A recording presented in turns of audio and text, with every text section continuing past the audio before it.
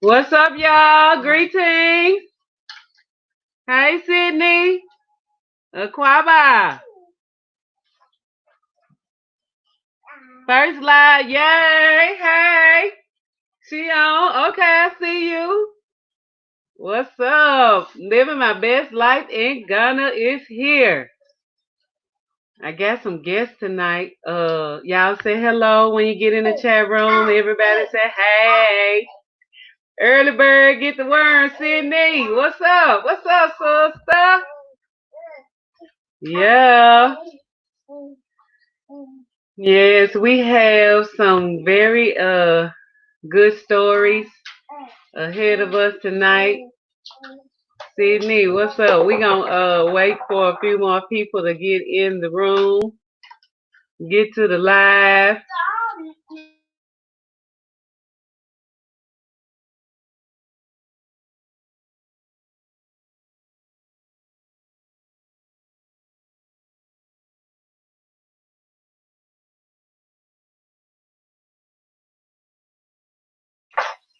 I'm burning a little sage.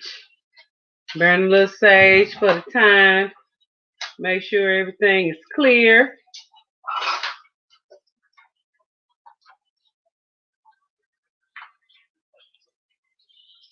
Got some guests. We gonna see. Thursday morning, Saturday afternoon.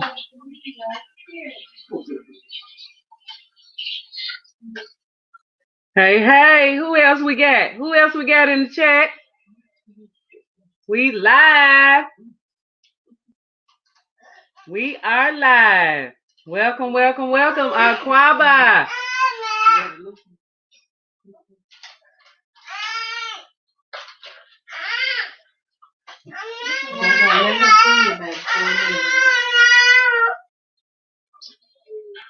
Hey, greetings, y'all. When you get here, make sure you let us know who's in the chat room. Say something to us. Early birds. Our CPT folks will be here shortly. What's up? We got some good info in the house today. Waiting on my guests to start appearing. The ones that can make it.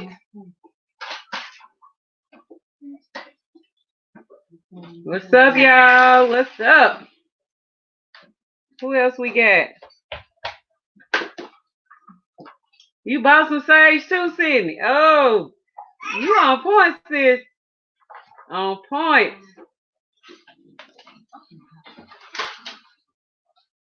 Yeah, yeah.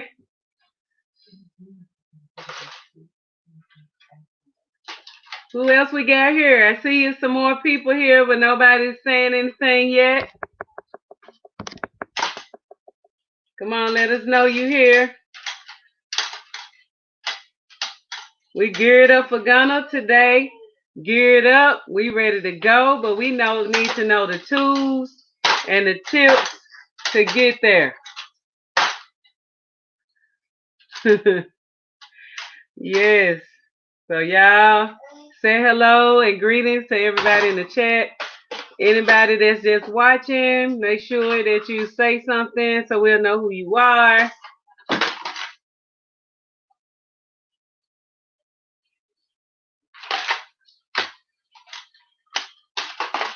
Yes. Who we got? Juanita. What's up? Greetings. How you doing? Juanita Thompson in the house. I see you. I see y'all.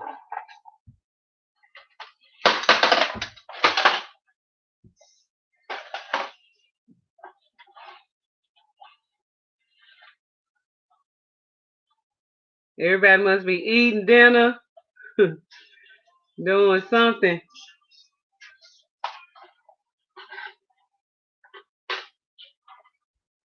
What's up, y'all? What's up? What's up? We gonna get started.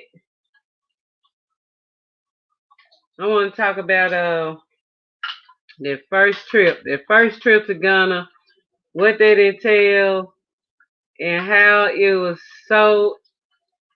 such an impact on our lives. It was like one of the best things that ever happened to us in our lives that changed our lives forever. Now, how did we get there?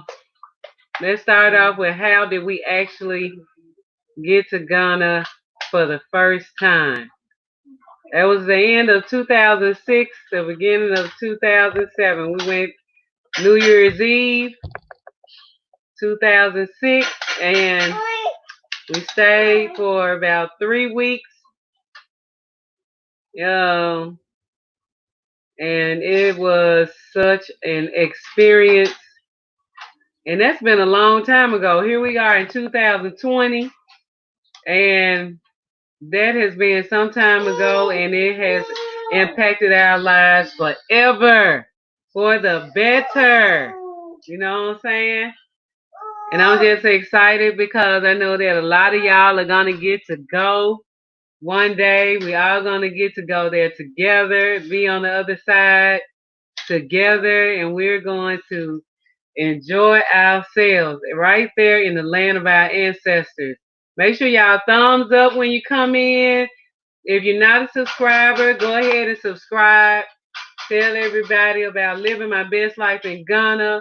We are here to kill all the stereotypes, all the negative, everything that's negatively impacted our lives and had us thinking really low about our motherland, about who we are as a people, our culture, everything.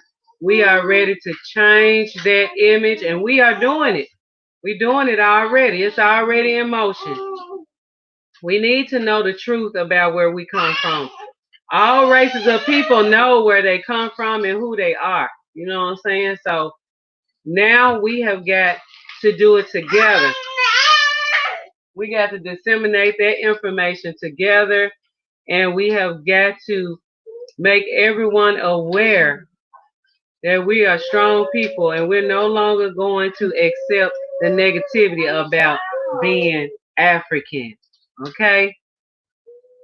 So, the first trip to Ghana, well, what happened was, what really made us end up going to Ghana for the first time was we had a brother that applied for a job in Ghana at a college. And he was a brother that we was hanging around at the time. We was really close to. And he got the job. And it was for this college in Dancerman. And he came because he knew we was on the Africa era. We was just all about Africa and back at this point in time. And hey, peace, Helen. And a lot of us, a lot of people will come to us when it comes to questions about, you know what I'm saying, how we feel about what's going on in our society where we were living in the U.S. And so he came and told us that he was going to Africa. And he was so excited. He was so excited about that. So what he did was when he got the accepted the job that he had as a teacher at this college in Dancerman. I think it was called Methodist University in Dancerman. And so he was so excited. We were celebrating. We were so excited for him. We finally knew somebody up close and personal that was going to Ghana, that was going home to the land of our ancestors that we had been talking about since we had been on the path to knowledge. And so, you know what I'm saying, and being a new awakening and everything. So we were just so excited for him. You know what I'm saying? So it happened really fast. It was like, I think when he found out he had to leave within the next couple of weeks. that he got the job and he was leaving in a couple of weeks. And boy, it was like we felt like we was leaving too. We were so happy for him. We felt like we was leaving and going to Ghana too. So, anyways, um, so when he went to the airport, when it was time for him to go, we went to see him off. It was us, some of his family, everything. It was like the very first time we actually knew somebody that was in our circle that was going home to the land of our ancestors. So we was like, man, if he can do it, we ought to be able to do it. We want to go to Ghana. We want to be able to go to Ghana as well. So we started saying it. I want to go. My husband's like, babe, I want to go. We was like, I want to go. I think this is gonna be exciting for us if we get a chance to go. You know what I'm saying? How can we make it possible? It just seems so far fetched, but so close at the same time because now we know somebody that was actually going home. You know what I'm saying? So it was like when we decided that in our minds it just seemed like things just started opening up and we were talking about Africa all the time. Once we saw him off and he got settled in Ghana, it was like, okay, we going really, really soon. So at the time we were staying in his house and it was around the time the recession happened. Things were really going down in the United States. The last recession that came along, and it was like nobody, you know what I'm saying, could control what was going on in our environment. It was affecting us negatively as far as black people financially, and it seemed like the perfect time to just walk away from all the adversities that we were experiencing through bills and mortgages and all of that kind of stuff. And it was just horrible. It was just horrible, and we just didn't want to deal with it anymore. So one time I had the mortgage people call us. We had two mortgages on the house that we lived in at the time, and the mortgages were high enough. So I get a phone call from this person, representative of this company that is now folded because they found to be fraud in a whole lot of people. And tells me that he needs for me to do an escrow account and put an extra $100 in this account every month out the blue. And I'm like, what? What are you talking about? He's like, yeah, I need you to give us an extra $100. And I'm like, I'm not even happy with the two high mortgages that we have on this house. I'm not, it's no way that I'm going to give you anything extra. And he was like, well, yeah, you have to. And I was like, no, that's not in my contract. That's not in nothing that I've signed, and I'm not going to do it. He was like, well, we have the power to make you pay an extra $100. And I'm like, you know what? The country is in a recession right now. You know what I'm saying? He was like, he was like really demanding and being obnoxious and very rude and obnoxious. And I was like, you know what? The country is in a recession right now. And if you're going to keep this up, I'm going to tell you right now, from this point on, you will never get another payment from me again. You know what I'm saying?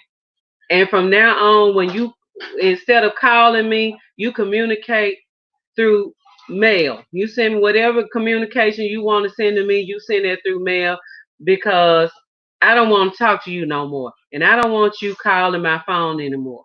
You know what I'm saying? This is the steps and how we ended up going to Ghana for the first time. It was just a horrible time. So, and from that point on, we decided that we don't like this lifestyle. We don't like the whole get into debt, buying houses, mortgages, and all of that stuff. And the price that we paid for our house at the time, we thought it was reasonable. But when the recession hit, it really changes things. You know what I'm saying? So, um, I told him to decease, just quit calling me. So he started sending all these letters and stuff like that, and we decided that we're just going to just sit ourselves still, save some money, squat in the house, and just, you know what I'm saying, until the time comes where we have to leave. And that's one thing our people need to understand about how the system works. I mean, white people know about this, black people don't. We're so scared of being put out on the streets, like when we rent apartments and rental houses and stuff. But there is a process in the system. Whereas when you move, when you have a house that you are buying, you know what I'm saying, and you stop paying it for a while, it's called like squatting in the house. You know what I'm saying? And you squat there for however many months, and then one day the bank came, sent some representatives to our door, and they was like knocking on the door like the police, and we like, whoa, who is this? You know, it's been about 8 months since we made a payment. We ain't have it. It was the best time. The country was in a recession. Talk to the president about it. There's nothing that I can do about it if the country is in a recession. So the bank came to the house. The banker representative came to the house of the mortgage that we was paying. And this is what they said. If you can move out in a week, we'll give you a $3,500 check. If you move out in 2 weeks, we'll give you a $2,500 check. If you move out in 3 weeks, we'll give you a $1,000 check. Guess what we did? We packed that house up in a week. We had yard sales, and we moved out of that house, and the rest is history. We saved all of that money for 8 months that we would normally pay for $1,500, and then another $281 in a mortgage way back then. Saved all of that money for 8 months and got that extra check. And we went through a whole lot of this, and that's another story that we'll talk about for another day. There's a whole lot of stuff happened that year that made us come to the decision. When stuff hits you back to back like that, and you going through a lot of things, you just make the decision on what it is that you got to do for your sanity and your peace of mind. And we decided to take ourselves to the land of our ancestors, and that's how we ended up in Ghana for the first time. One more thing that was the icing on the cake.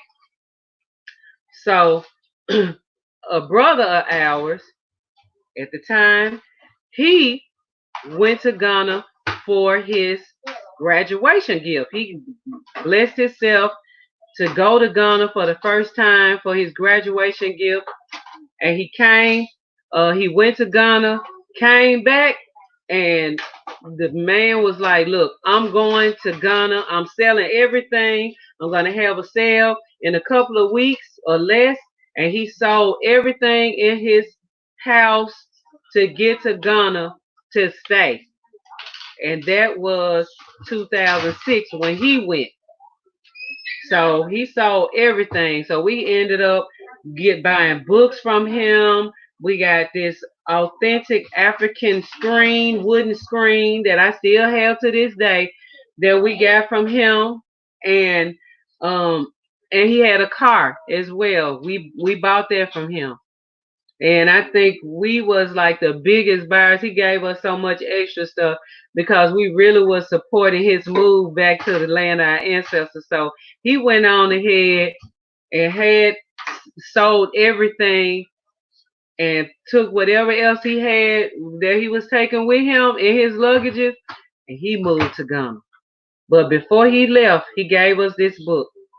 And it was called Going Home Ain't Easy, but It Sure Is a Blessing by Sister Imakus.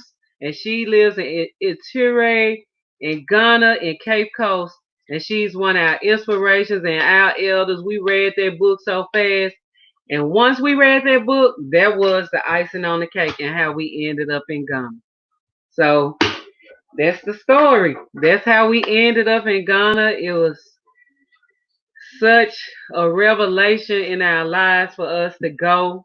It was the perfect time. You know, a lot of us plan and be like, I just wanted to be the perfect time, plan.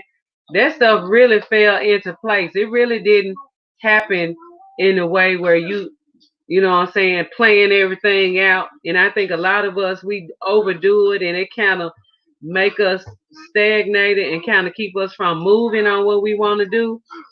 So, but instead, we ended up going. And that was like the best thing that ever happened to us. I remember the first time we got on the plane going to Ghana, that was like a 16-hour flight. It was a 16-hour flight. And I think we flew from Memphis to Atlanta, Atlanta to New York, and then we flew over to Ghana. And I think that was a 16-hour flight when we first went to Ghana. And when I tell you, hey, Miss Sherry, how you doing? What's up, everybody? When I tell you, that was like the longest flight, but it actually taught me a lesson. And here's another tip when you go on to Ghana. The night before you go, because now it's just the 11-hour flight, and that 4 hours do make a difference. Four to, 5 hours, it really makes a difference. But the tip is the day before you go to Ghana, doing all your packing and stuff like that, it's best that you stay up the whole time. You know what I'm saying? Because a lot of people are afraid or scared or whatever, scared of the length of time or whatever. But if you sleep, it goes by so fast. And that is something that I practice. It's like a ritual. The night before I go to Ghana, I do everything I need to do. I stay up, I cook, I make sure I have everything. You still leave something, but I make sure that I have everything in place. I double up, triple up behind myself to make sure I have everything that I want to take on the trip. We cook food because we don't eat the airplane food. We cook our own food, and it's best to do that because them little meals that they give you, they're compact and they don't fill you up and they're not healthy anyway.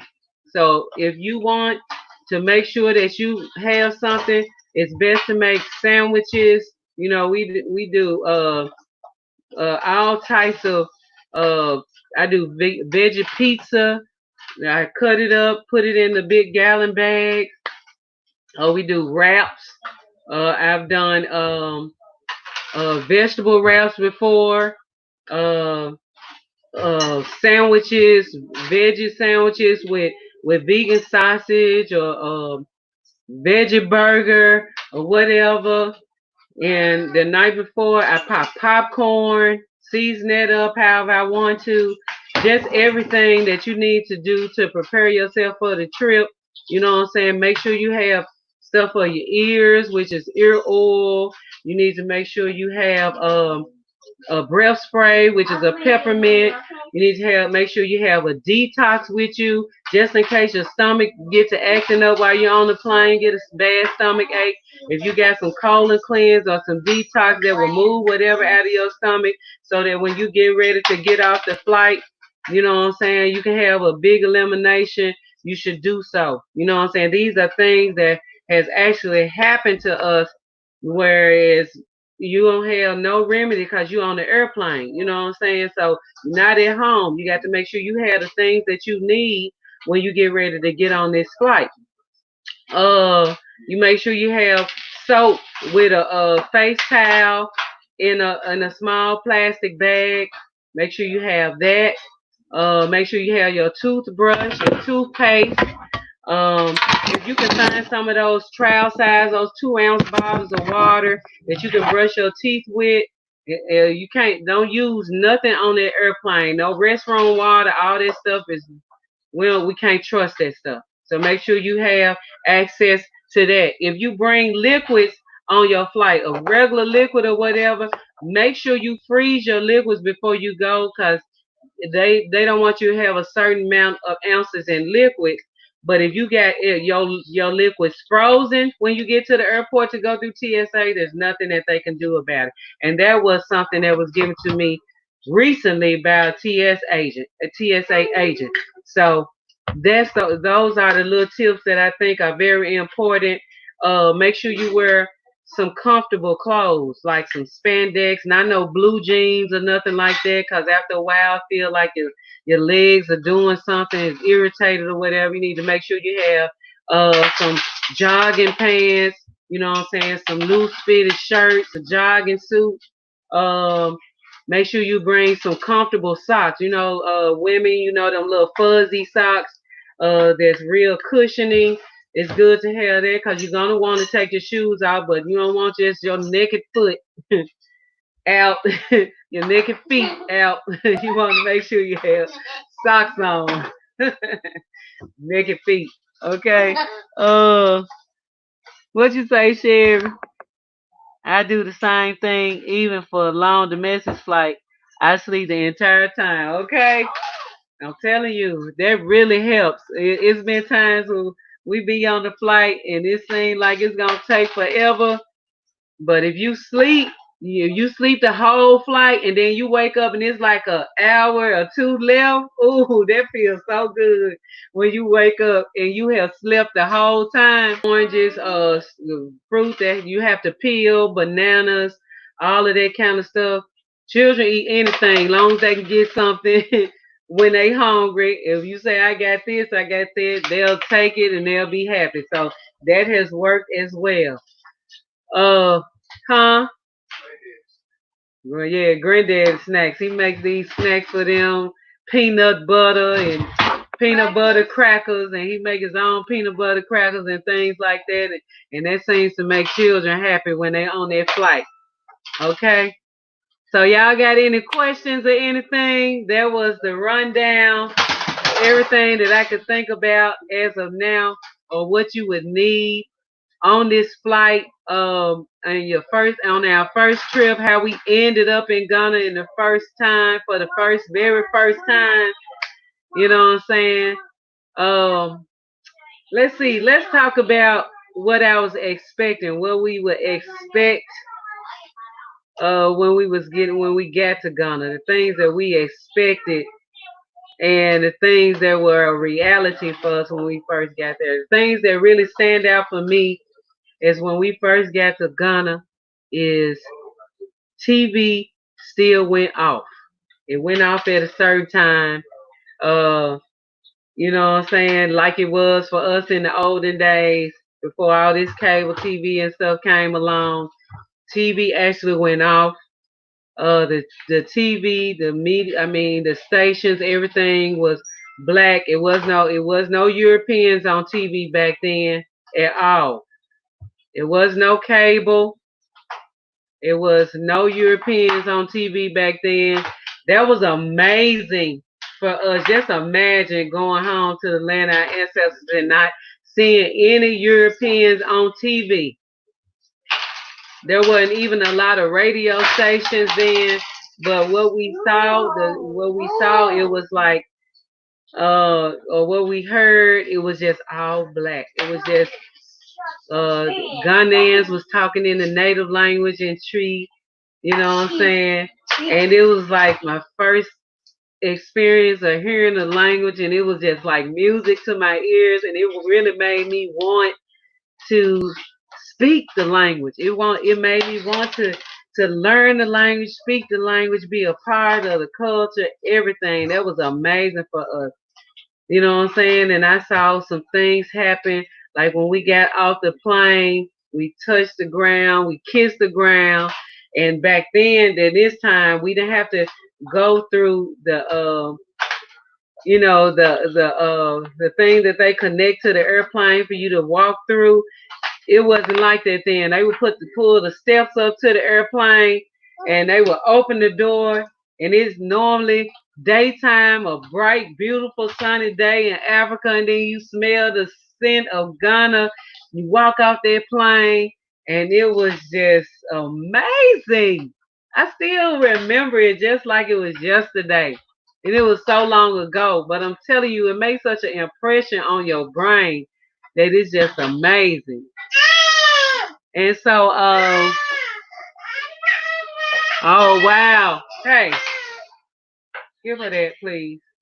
What's my money in here? Okay, then, could you regulate them for me? Okay, she gone.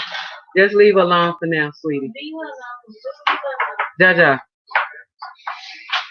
So yeah, so it was just like an amazing thing. And you have never flown before. You have never flown before.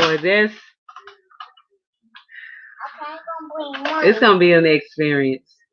It's been a good experience. We've been multiple times. I can't even count how many times I've been to the motherland now, because I've been going for such a long time. So it's like it's nothing. Was it an issue getting passports? No. Back then, you just pay, go to the post office. You can fill it out. Then you can go to any passport office, any post office, and you could go to any one of them and get your passport done on the spot. All you had to do was bring your birth certificate, um, I think your social security card. Uh, I think you have to have 3 passport pictures, and normally you can get that. You can do them yourself on the computer now. Walgreens charge too much for passport pictures, and and when you got software now that you can actually do your passport yourself, I think that's the greatest part. Save as much money as you can. Get your passport pictures. You can do your passport pictures yourself, and just go. You could go to the post office then, but now you have to go. You have to make an appointment online to go to certain post offices. All post offices don't do them anymore like they was before, and it's really it's easy. It's not like you got to get approved or anything, but I know as of now, right now, they have suspended giving out passports unless it's a life and death situation. So when is that going to change? It's probably when the ban is discontinued, the international flight ban is discontinued. That might change. Uh, but as of now, that's that's how it is right now. Uh, let's see here. Hey, y'all making too much noise down there. Okay.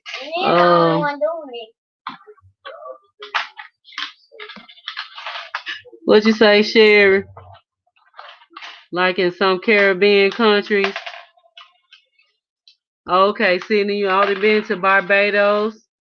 I'm sure Barbados is not that long a flight. It's in the islands, so it's probably like what? It depends on where you are, though. You know what I'm saying? Um, you got your passport very easy. That's good. Uh,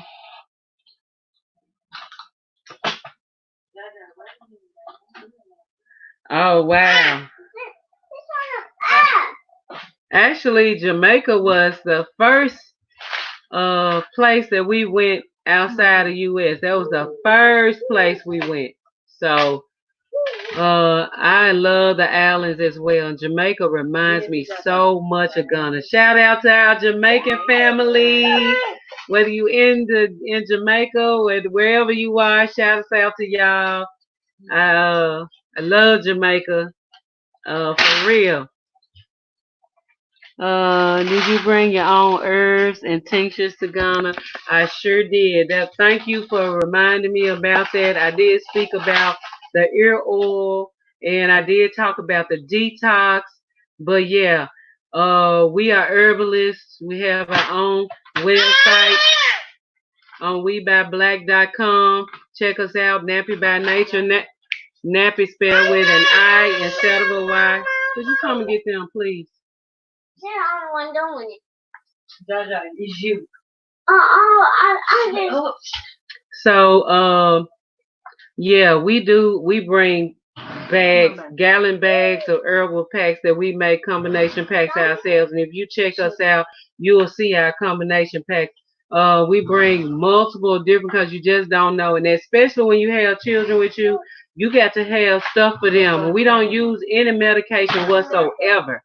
We believe wholeheartedly. We know that herbs are for black people, and they have always worked for us. Even when we were not herbalists, we went to people, you know what I'm saying, in our city here that provided us with herbs. So it's a very important part of our family.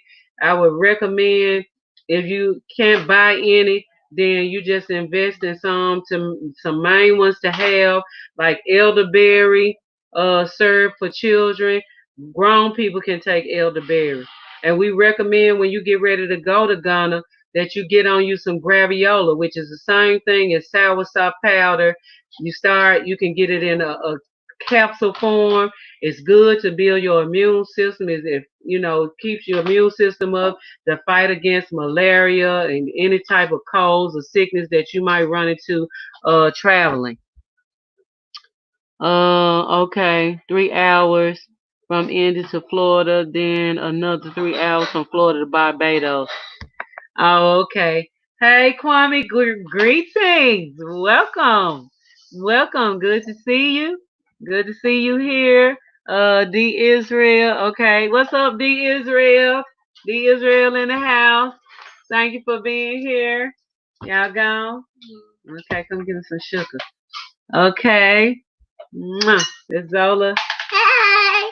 Okay. My grandchildren over here and their mom, they getting ready to go. Anna. Oh, Africa, nice. Hey, what's this? Kwame Alatunji. What's up, brother? Africa's always been nice. I just finished talking the whole shebang about when we first went to Ghana and how much of a beautiful experience it was. Mhm. Yes, it is. Greetings, Sherry. Greetings. Hey, y'all. What's up? We got a few more minutes. I ain't gonna hold y'all late tonight. Actually, we're a little earlier than usual. Um, Glad that y'all was able to join me tonight. I was just dropping some gems, some important things that people should know when they get ready to go to Ghana. Y'all got any more questions? Yeah, so what else? What else can I tell y'all? Well, who's this saying? Yeah, now who's the way? Oh my goodness. I'm telling you. So let me tell y'all, I'll talk about this as something before we get off tonight, something very near and dear to me. Um when we first so we went to Ghana. Taco of tomorrow. Sure. I want to go with you tomorrow.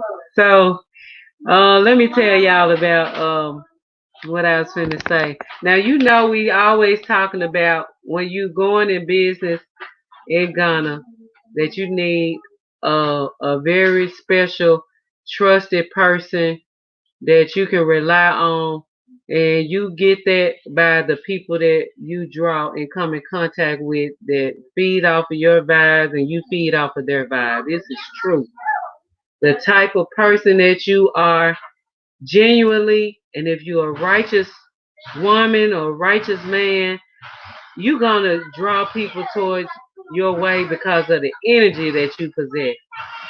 And you get that by the good deeds that you do and the positivity that you put out into the universe. So, how long have you been in Ghana? Oh, I have been going back and forth living in Ghana since '07. And that's what I'm going to right now. Yellow fever, ain't nobody had yellow fever in Ghana, and I don't know how long. You should be able to get a waiver from your personal doctor saying that you don't take the shots. Ask your primary healthcare doctor to give you that form because it's not something that you need. All you need to make sure is, like you should be doing every day anyway. Building our immune system is something that we should be doing every day anyway. taking graviola, taking herbs, different herbs to build your immune system to make sure that you're straight is something that we should do. And I just finished mentioning those things like elderberry, sour, soft fruit, maca powder, sea moss. These are things that we should be incorporating into our lifestyle already. And if you don't know about it, you can check my website out, um, WeBuyBlack.com, Nappy by Nature. We sell different combination packs of herbs because for black people, if you study Dr. Sabi and Dr. Africa, God rest both of their souls, they are advocates of combinations and not using herbs singly. They said that it's better for us to take our herbs with other herbs for them to work for the black body.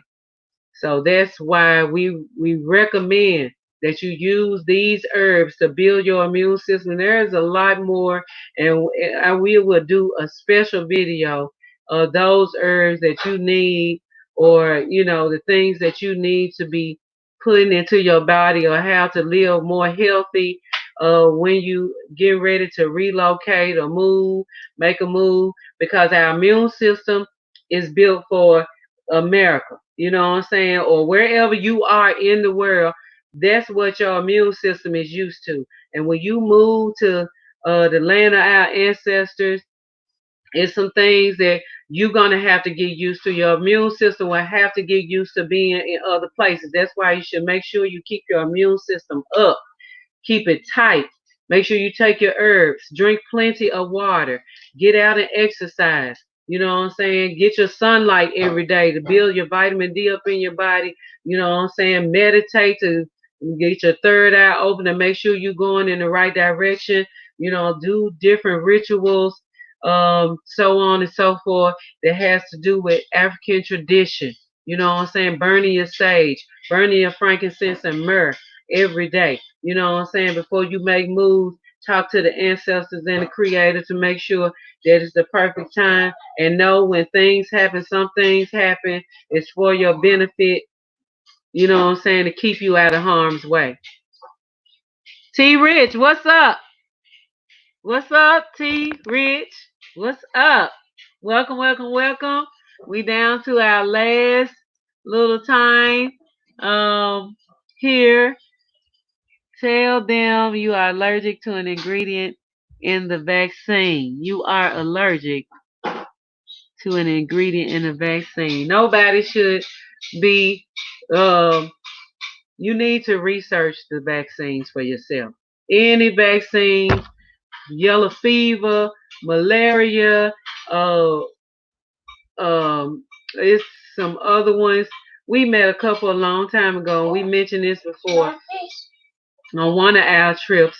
Some elders, they took a cocktail of vaccines before they came to Ghana, and the whole time they were in Ghana, they were sick. The whole time they were so ill, they could barely get out of bed. They had to make themselves get out of bed, come out.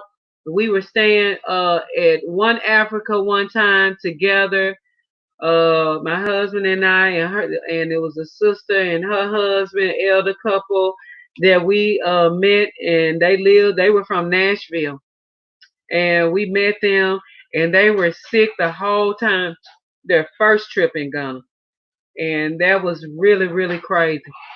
So do your research about these vaccines.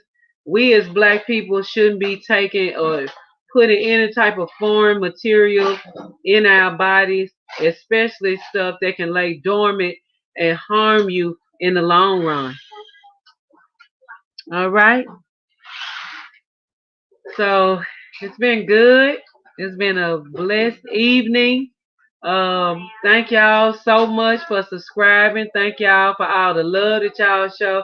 I love all the communiques that I've been having with all of the messages, the comments, the well wishers, everybody that's supporting us and pushing living my best life in Ghana, that understand our mission. Um, If you don't know, make sure you read our description box. We put a lot of information in the description box too. Some things to make you think about, some things, you know what I'm saying, you may not know. Um, it's very important for us to be well versed when we get ready to move home to the land of our ancestors. Make sure you subscribe. Make sure y'all thumbs up. Since y'all here, make sure you thumbs up. I got this light very, very close to me. I probably look really light skinned now. Let me move back a little bit. But that's why. Because I want to make sure y'all saw me really, really well. Uh, wow. Cindy said a person that she know got the vaccine yesterday. Was this for the COVID? And they was sick today. So just like the flu vaccine, you know, everything.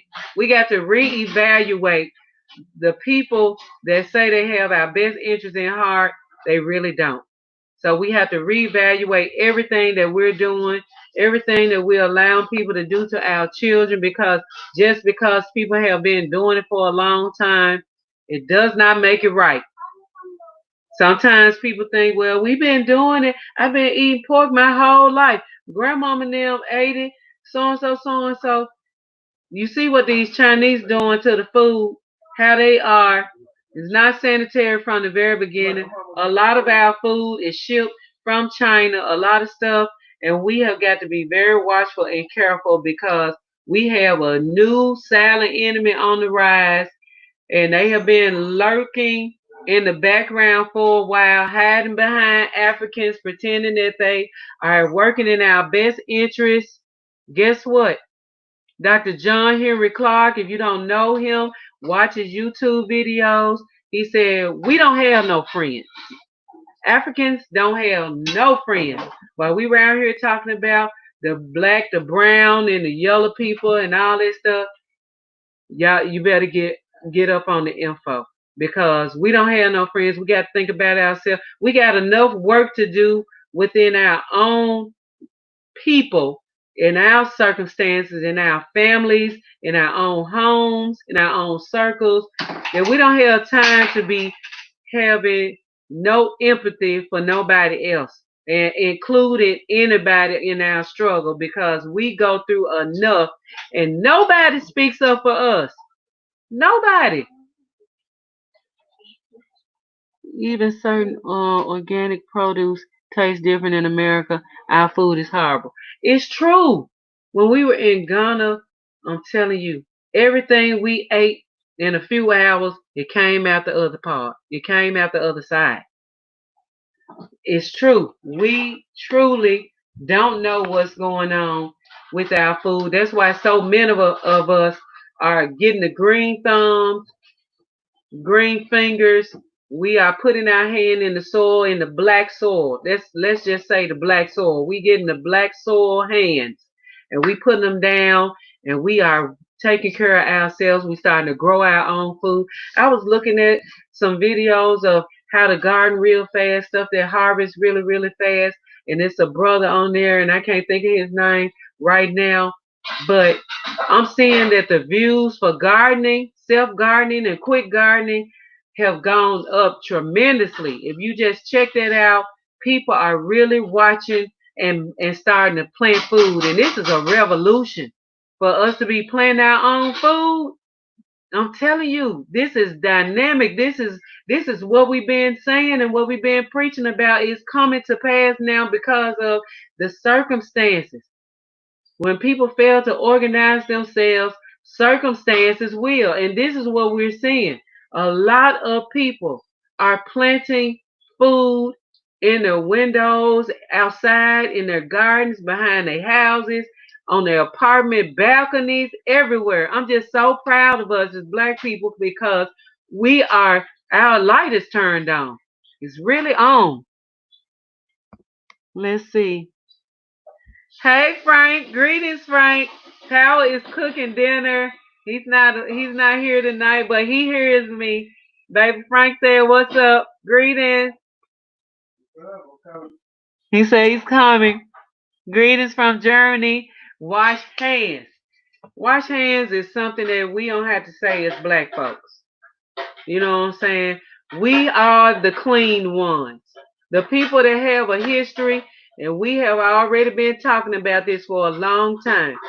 The people that have a history of not washing their hands, those are the COVID carriers. And people that hang with the COVID carriers are being infected by it because they have to either be around them at work, huh?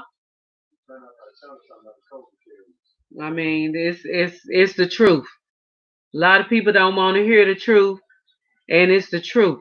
If you hanging around people that have been known for not washing their hands and not being a clean people that didn't even know about showering and were introduced to being showered to learn how to shower and take baths by black people, what does that tell you? It ain't nothing else to even talk about on that one.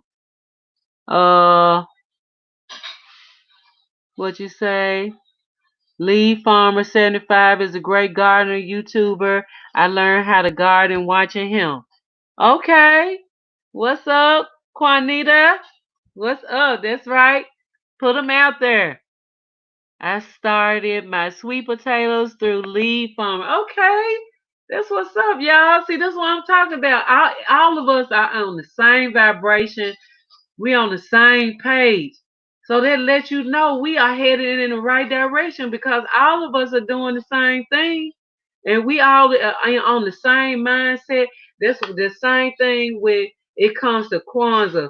A lot of people say, I don't celebrate Kwanzaa, so and so, so on. They have their reason or whatever.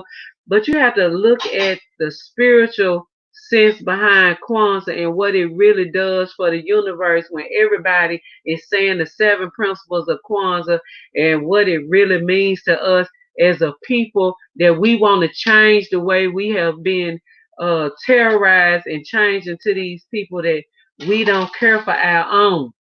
You know what I'm saying? That we haven't been taking great care of our own people. Hal, say hey, baby. What's up, people? I apologize. I was in there getting some grub on, get a little Ghanaian Tuesdays going on. Got some palava sauce popping off around here. Some shiro. We're doing East and West Africa tonight. Yes. So I'm making palava sauce, represent Ghana. My Ghanaian brothers and sisters represent y'all tonight with the palava sauce. And then I'm representing the East side with the shiro, which is the Ethiopian like gravy like dish. And we got the injera bread. You know what I'm saying? Yeah. So, we got greens too. Ethiopian greens. Goldman Watts. Goldman Watts. Hey, hey. Cindy say hey too, babe. What's up, Cindy? Yeah, so yeah, we got about 6 more minutes. Anybody have anything else to add? Just type it in there. I'm just glad to be a part with y'all tonight. I enjoy myself. I just like it when the creator and the ancestors just give me something to run off with.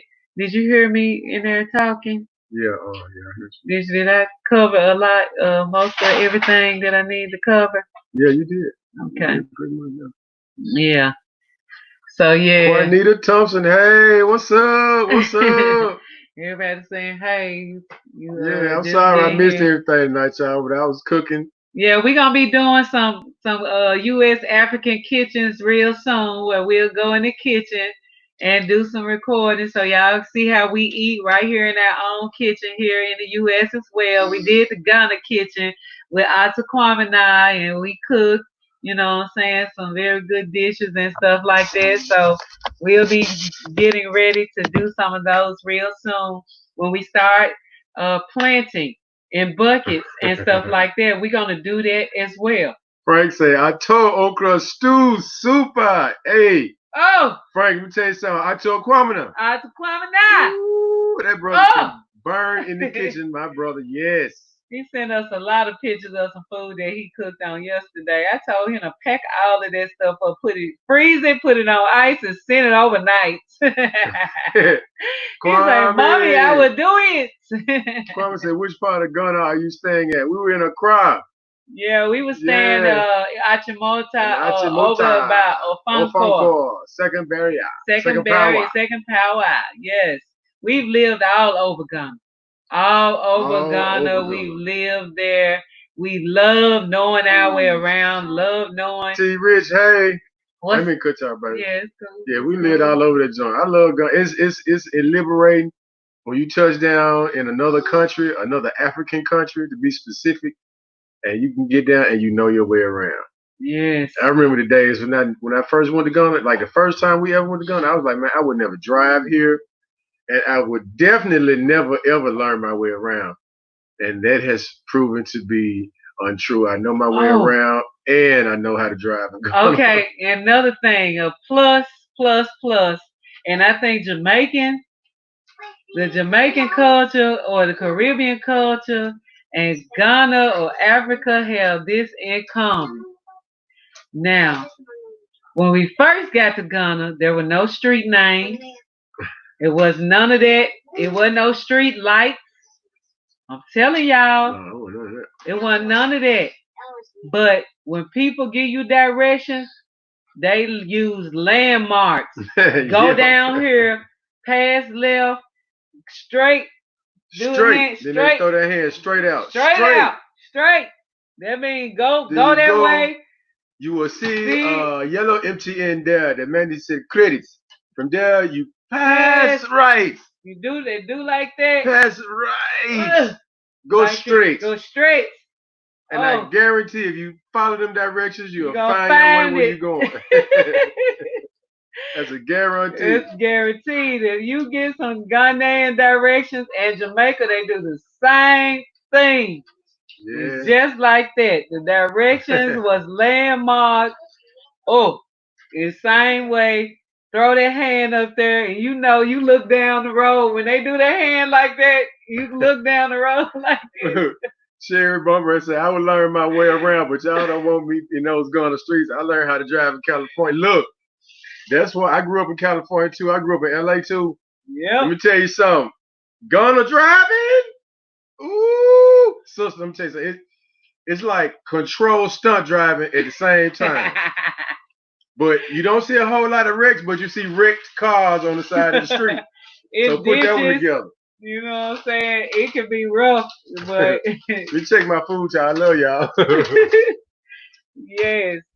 So thank y'all. Oh my God, I'll be lost for sure. Look, let me tell y'all something. We learned how to drive in Ghana. We have our own cars now. We have multiple cars. We have a house that we rent until we get ready to build, which we're expecting once all this corona stuff is over and we can level all the way up. We're gonna break ground and build, and we're gonna show you that you can do it. You can do exactly what we're planning on doing. You can do exactly what you want to do. And also, we are introducing a new company to be on the ground for you. If you ready to buy land, I got a lot of people inbox me about buying land. If you ready to buy land, if you ready to start building a house, we are putting together a team of people called Friends on the Ground. And we are going to monitor whatever you need us to monitor on the ground in Ghana while you getting your house built. If you need us to go and look over your process to make sure the people are in place, the contractor is doing what he's supposed to do, or whatever, we have created a company. We're getting all of the last little loose ends put down. I'm creating the website as we speak. And we are going to give you the assistance that you need. But so many people that have wanted to build and get their land and start building, or just say, I got my land. We are doing that for you. So stay tuned. We love y'all. Remember, you gotta ask on it with your phone. With your phone. Okay, can you say good night to everybody? Good night. Black power and peace. and freedom for all of us. And we are moving home to the land of our ancestors. Right, Jaja? Yes. Do you recommend buying a car in Ghana or shipping from the U.S.? It's many opportunities for cars. We have purchased 3 vehicles. We have 3 vehicles in Ghana. I have not shipped anything from the U.S. yet. But if you have patience, patience is truly a virtue. If you practice patience and you take out a lot of tedious time until you find the right buy, there's people that's always just trying to get rid of something. There's people that are trying to get rid of something to pay a doctor's bill or pay a hospital bill, or their wife don't drive the car, they bought her another car, so on and so forth. If you need us to buy you a car on the ground so you'll have a car when you arrive, if you want us to find whatever you want us to find for you, that's what our company will be doing. Friends on the ground, FOG for short, Ghana. We are going to be ready to service our people of the diaspora, Ghanaians abroad that's ready to come back home, that need somebody to watch over your things and watch and make sure that your things are being taken care of, that the monies that you send are being put to use and put in place like you asked for it. We are going to be that company for you. All right. So it's been a great experience tonight. Uh, we're going to be coming up soon. I'm working on getting a couple of people that has done shipping before. They has shipped from the U.S., from Atlanta from Washington D.C. People that have already done this stuff. I'm working diligently to invite them to our YouTube channel one day on the live to make sure we get all the information we need because we love our things and we want to take our things with us. I really like your G color in Ghana, decorated flag of Ghana. Thank you. I appreciate that, Frank. I couldn't see it being anything else. And that's what I represent. I represent Africa. I'm a African girl. I'm African queen. And I represent all of Africa. Ghana is just a gateway that got me to the motherland. And I appreciate Ghana for that. I'm telling y'all. I appreciate Ghana for doing what they did for us. It has changed our life. It is a phenomenon that has changed a lot of people from America and abroad that never, ever, ever dreamed of being able to come home so soon. Because our folks used to always talk about when they die or when they, you know what I'm saying, or before they die, it's on their bucket list, when they retire and all of that stuff. No, you are cheating yourself. You cheating yourself. If you're not on your way to Ghana right now, you are cheating yourself. I'm telling you, believe me. When we got there, I cried, cried, cried. And after so many tears of enjoyment, of feeling the monkeys jumping off our backs, of feeling all the lies and negative stereotypes falling to the ground and breaking and shattering like glass, that's how it felt. And it was like the best thing that ever happened to me when we decided to go home. Everybody already there. The foreigners are there invading, taking, stealing, conning, corrupting. So why aren't we there? What's the difference?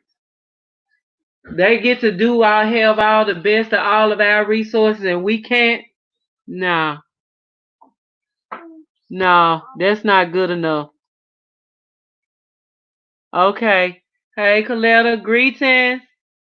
Okay, I'll check it. No, we're not talking about why the border's closed. We can't get there while the border's closed. Only the Chinaman can get there with the borders closed. We seen them doing it while we were in Ghana. We saw Chinaman sneaking into the country. After the border was closed, the borders was closed, and people on motorbikes got arrested for sneaking Chinamen into the country. The COVID carriers, the creators of the corona. T Rich, that's what I'm talking about. Peace and love. Yes. Yeah. Yeah, yes. It was very, yeah, that was a harsh reality. That was a very harsh reality for us from the first time we went to Ghana to hardly seeing uh anybody except for the ones that had been there for a while. But normally when we first got to Ghana, it would be an airplane full of all black people, nobody else. And we saw how it changed down through the years with the all of the colonizers, the crusaders, and what's those people that had the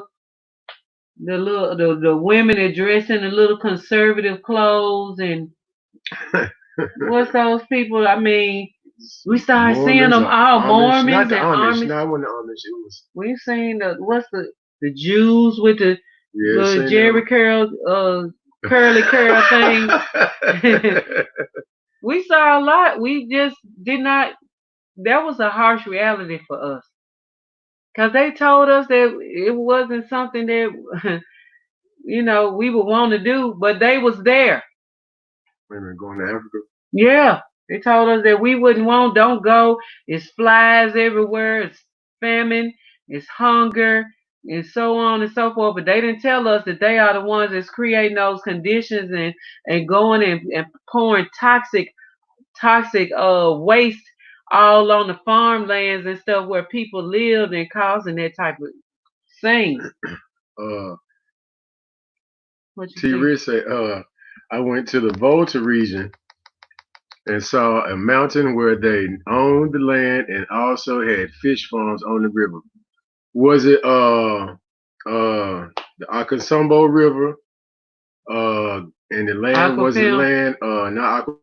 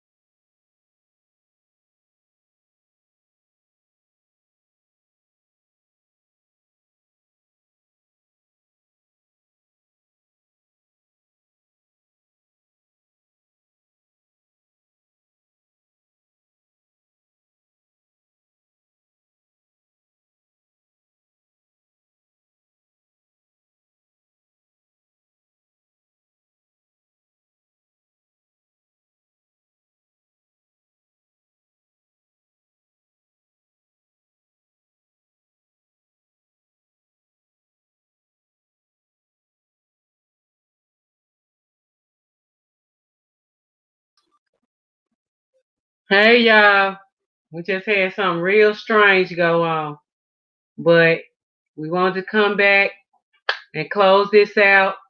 I don't know what just happened.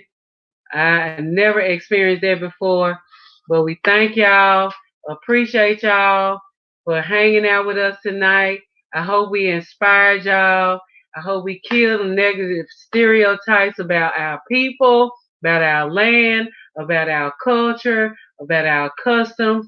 We are a powerful people, and we are going home to the land of our ancestors really, really fast. So thank y'all. Peace. Peace, good people.